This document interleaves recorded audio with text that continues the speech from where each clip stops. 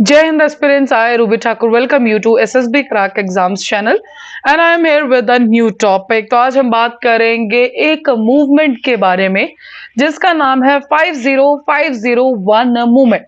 तो चलिए जानेंगे यूएस की ये मूवमेंट, इसका मतलब क्या है।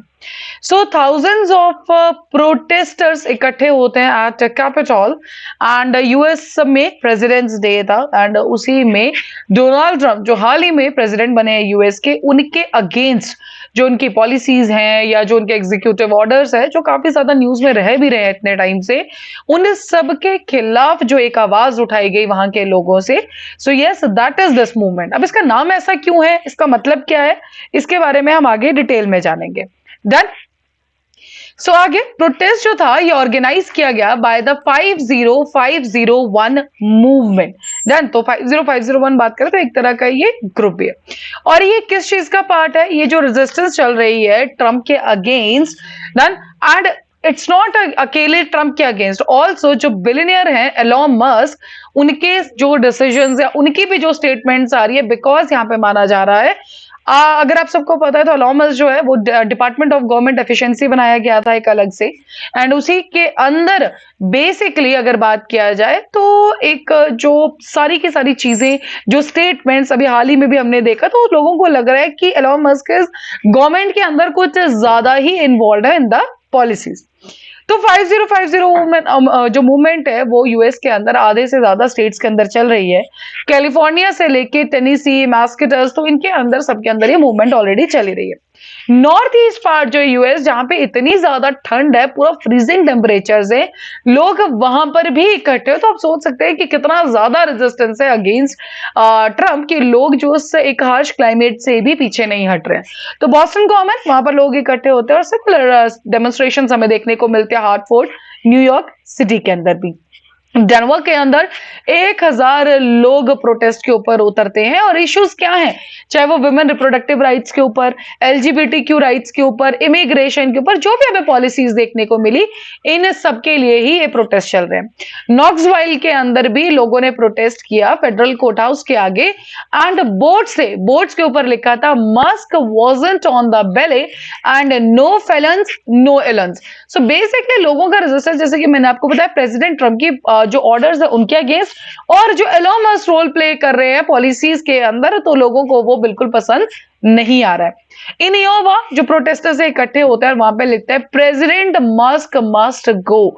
तो वो डायरेक्टली कहते हैं कि जो प्रेसिडेंट और मस्क, मतलब ये जोड़ी कह लीजिए या मस्क कंट्रोल कर रहे हैं प्रेसिडेंट को, उसके ऊपर हो सकता है।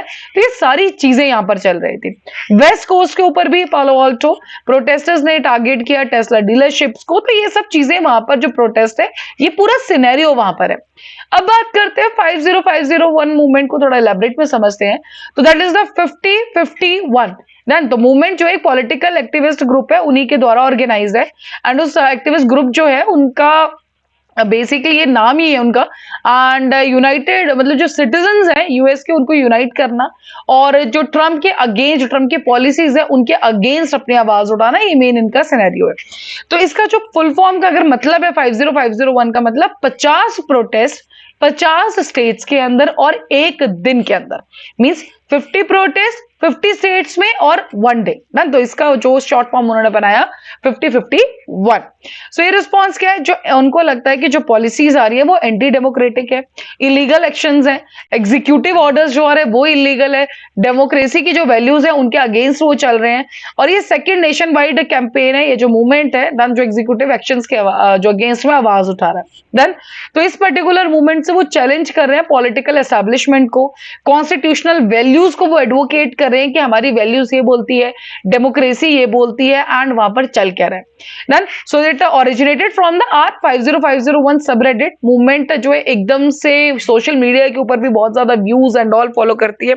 देन और मैटर ऑफ डेज के अंदर जो ग्रास रूट एक्टिविस्ट थे, जो बिल्कुल बेस पे काम कर रहे थे, जो एक बजट के बिना, मतलब कोई ऐसा सैंक्शन नहीं था ना, कोई सेंट्रलाइज स्ट्रक्चर नहीं था, कोई ऑफिशियल सपोर्ट नहीं था, फिर भी they managed to organise over 80 peaceful protest and that's only due to what, जो लोगों का सपोर्ट या जो सोच लोगों की भी थी कि ये जो ट्रंप की पॉलिसीज है, तो लोग ऐसे इकट्ठे होते होते 80 ऐसे पीसफुल प्रोटेस्ट किए गए।